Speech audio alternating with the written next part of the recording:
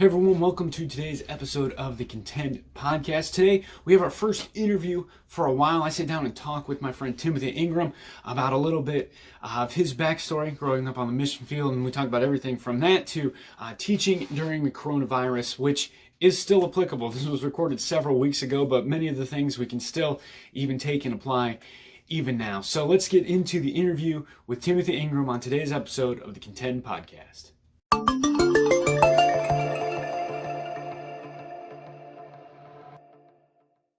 So today we are joined by Timothy Ingram, someone I'm getting to know a little bit better. We've talked a few times over Facebook, and we don't know each other too well, so why don't you take a minute and tell us a little bit about who you are and about how you grew up and what brought you to where you're at now. All right, so like you said, my name is Timothy Ingram. I am almost smack dab in the middle of my 30s coming up soon. On my next birthday, I'll be right in the middle of my 30s. I remember whenever I was young, I thought that 40 was old, but the older I get, the less old that feels.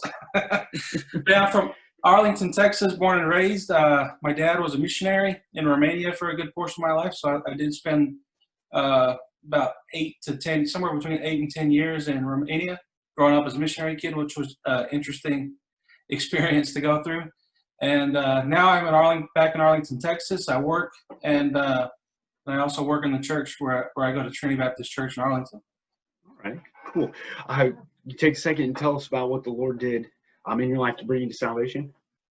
Yeah, well, whenever my dad was in his deputation, I guess you would say, as we were traveling around and going and raising support to go to Romania, one Sunday morning when we were back at my home church, I was in my Sunday school class, and I just remember sitting there, and everything that I had been taught since I was young just kind of started to click and come to light in my brain. And I understood what they were talking about whenever they would teach about Jesus and his death and sin and all those different things. I just remember everything just kind of made sense all of a sudden after hearing it for the first 4 or 5 years of my life.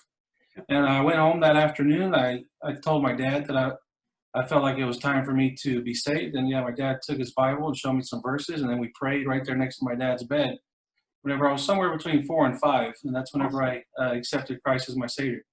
Wonderful. Awesome. What was it like growing up in a foreign country for a few years? It was, I got to Romania whenever I was 6.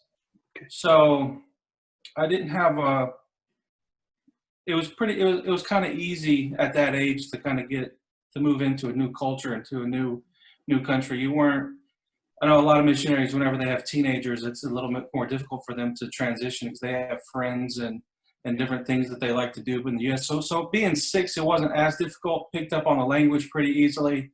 Was able to make friends. And my mom and my dad and my older sisters were kind of mad at me and my brother because we picked up the language almost over the first summer we were there. We would just go out and play soccer with all the kids on the street, and we pretty much picked it up without any lessons. They're sitting there a year and a half later still trying to learn the language, and we were falling asleep in the language classes because we already knew all this stuff. So it was fun. I was there from 6 until I was about 17. So, and there was a couple of years where we were back in there, so I spent about 10 years there. But it was a good experience. Awesome. Cool. And they speak Romanian, I assume? Yeah, it's Romanian. Okay. Yeah, nothing fancy, No. Some of those countries like Brazil, they don't speak Brazilian. They speak Portuguese. They throw you for a loop. Yeah, we were Romanian. Okay. Cool. And so you said you're in Arlington now? Yeah. And what church did you say you're? Trinity Baptist Church in Arlington. Okay. Awesome. What ministries are you involved in down there? I do a lot of singing and music stuff, singing the choir, do some solo singing and singing the quartet and some ensembles and stuff. And the biggest one I do is I teach Sunday school for the 1st and 2nd grade boys.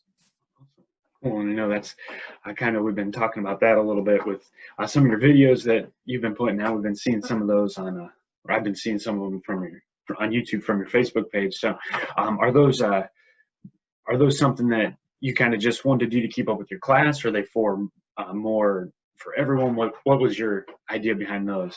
I really just want my class to be able to keep having Sunday school lessons. I remember whenever the whole coronavirus thing started, we're going to be confused by that in the future. Everybody calls it the coronavirus, but it's technically COVID-19. Yeah. Another coronavirus is going to come out sometime in the future. Everybody's going to be wondering, I thought we already had this. But anyway, I digress. But yeah, at first our governor here in Texas said it was going to be 2 weeks. So I kept in contact with my kids for the first weekend. On the second weekend, I got all the teachers in our department, because we have 4 different classes: first and second grade boys, first and second grade girls, 4 and 5-year-old boys, and 4 and 5-year-old girls. So I got all the different teachers and workers in there to send me a little video saying hi to the kids, and I put it all together in one video and sent it out to the kids. Well, then the governor extended the whole thing for another month.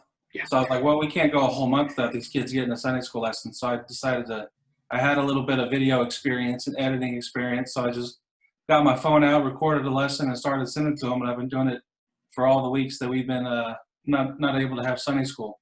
Awesome. Cool. What does it look like you guys are going to get back to normal down there in Texas?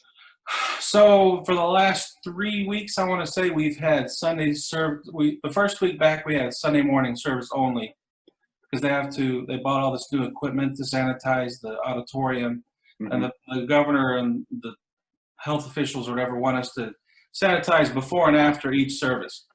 So we have a Sunday morning service, and then we have a Spanish service right after our English service. Okay. So there's kind of a lot of moving parts. So the first Sunday back, they had to sanitize, have service, sanitize it again before the Spanish speaking people came in.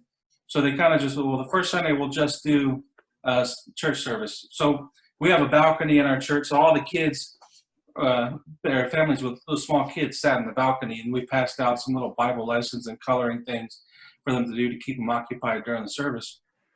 And to their credit, they were pretty good, and the pastor tried his best to keep it to an hour-long service so that they wouldn't get.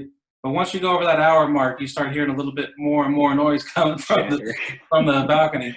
Yeah, and so for the first few weeks, that's what we've done. We've had the kids, families with kids up in the balcony, and starting tomorrow, we're going to have a children's church for all the kids under 3rd grade to go to across a different room during the service. So starting tomorrow, they're going to have a children's church to go to, but we're not doing Sunday school yet. Okay. Awesome. Well, at least you're starting to get a little bit.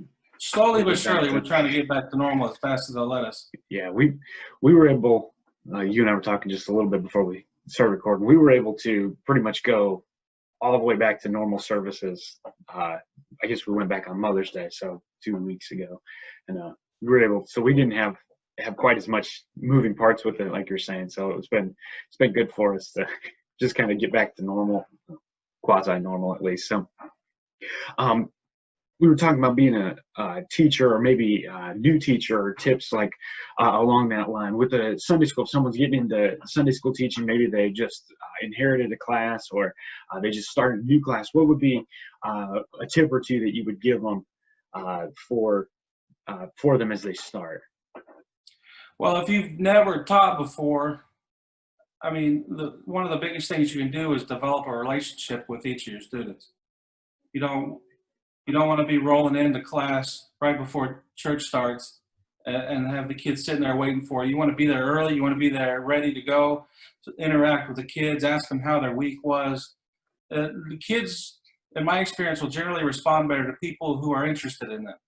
So if you're just there to teach your lesson and go, they might tune you out pretty quick. But if you're there and you're interested in them, you're asking about their week, you're asking them about what TV shows they like to watch, what they do what sports they're into.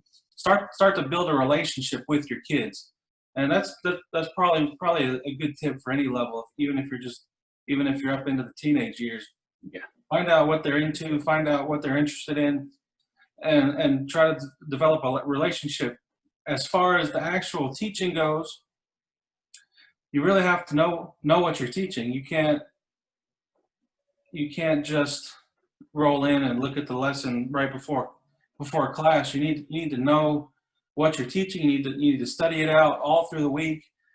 Get that in your head. Get the Bible verses that you're going to go through in your head. Get the story in general, a lot of people, and especially whenever you're teaching young kids, I've seen well-intentioned people that they're just sitting there and they're reading their notes, looking down the whole time, and the kids are looking at the ceiling and they're counting the dots on the carpet. So you want to have as much of that lesson in your head and memorized so that you can look at them, you can interact with them, you can see if they're engaging with you. Because some kids are really good at multitasking and they can be counting the stars in the sky and still hear what you're saying. But sometimes some of them, if they're not paying attention to you, then they're not paying attention to you. So you want to be able to make eye contact with them, know what you're teaching ahead of time, know it well enough to where you don't have to be looking down at your notes every 2 seconds, and be able to make that interaction with them, and so they can see that you're looking at them and they know that you're speaking to them. Awesome. Yeah, those are definitely even.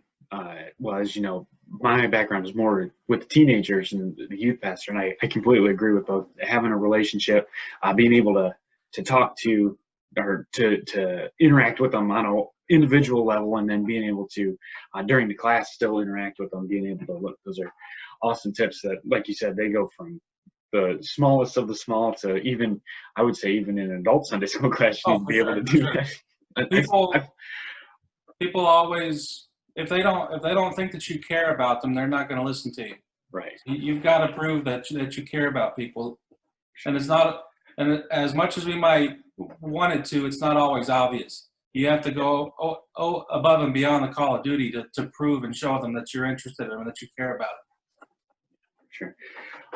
Just really quick as we wrap this up a little bit, do you think that having this different style a little bit with the videos and having to reach out more with communication with your kids, do you think it's going to influence how you do anything different going forward once we get back into our normal services? Do you think it's going to be different as you interact throughout the week with them or anything of that nature?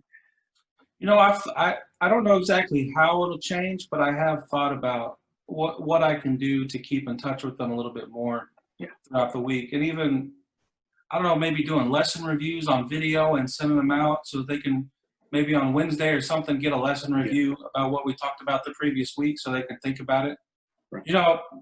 Even as adults, sometimes you go to church and you hear the preacher preach on Sunday, and you get back the next Sunday and the preacher, you remember what we talked about last week? And so much happens in 6 days that you can't, especially with kids and their imagination, so many things go through that head. So I was thinking maybe doing some things like that to try to keep them engaged and keep the Bible stories and lessons that we teach on their minds during the week. I'm not exactly sure how I'll do it, but I have been thinking about doing some things like that. Yeah, well, I think it's a great idea, and really, I was just asking to steal your idea and use it for me. So, hey, feel free to take it. Yeah, no, I'll definitely have to. But all right, well, is there anything else you want to leave us with? Any last minute tip regarding coronavirus or COVID-19 rather, or teaching or anything like that? Anything you want to? I mean, I'm not a health professional, so I probably shouldn't be giving out any kind of advice on that. Wow. And I don't Everyone's know a health professional now, man. But yeah, just kids are so much fun to be around. If you do work with kids or whatever age group you are working with, look at it as a blessing that you get to work with people, that you get to teach the Word of God to people, whether it's 4-year-olds or adults. Always come to church, excited to be there, excited to teach, excited to interact with your students, whatever age level that is, and just people tend to see what they want to see, so or be in the mood that they want to be in. So if you come to church and no matter what's happened on the car ride at home, no matter what's happened during the week, just always purpose yourself that whenever you walk through that door, that you're going to put all that stuff behind you and you're there to accomplish something and to minister to people. And I believe if you did that, and if you come prepared with your lessons and stuff like that, that you're going to drastically see some improvements in your teaching, in the atmosphere of the class, and probably in the interaction that you have with your students as well. Right, for sure. That's what working with people, that's what the ministry is, right? So we'll definitely be keeping those things in mind. Some good tips there and some good good ideas for it. So thanks a lot for coming on and sitting down with us and talking for a little bit. I appreciate it. No problem, Sam. Yes, sir. All right. Well, we'll be in touch. I'll have to have you on a little bit later Sure. on. We'll keep talking about teaching. Some good stuff there. So you have First a good time's one. free, second time I charge. Yeah. All right. All right. Well, maybe we'll have to work something out with that then. All right. I'm cheap though. Not a big fee. Okay. Well, oh man. All right. Well, thanks for coming on. It was good seeing you. Thank you. Hey everyone, I hope you enjoyed this episode of the Contend Podcast. Go ahead and leave us a comment. Tell us what your favorite part was. Maybe you have someone that you think I should interview. Leave me a comment below and tell me who that is. Also, like this video, subscribe to the channel, turn on the notification bell so you get notified every time we have a new episode of the Contend Podcast. And don't forget, don't be a pretender, be a contender.